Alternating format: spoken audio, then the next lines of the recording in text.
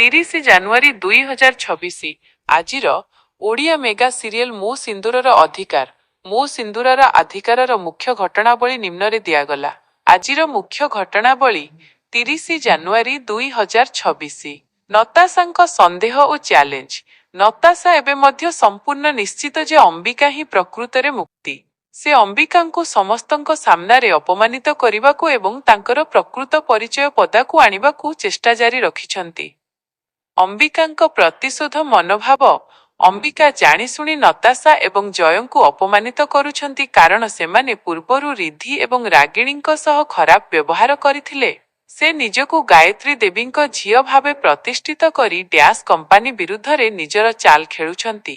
ଆଦିଙ୍କ ଦ୍ୱନ୍ଦ୍ୱ। ଅମ୍ବିକାଙ୍କ ପରିଚୟକୁ ନେଇ ଆଦିତ୍ୟ ବହୁତ ଦ୍ୱନ୍ଦ୍ୱରେ ଅଛନ୍ତି।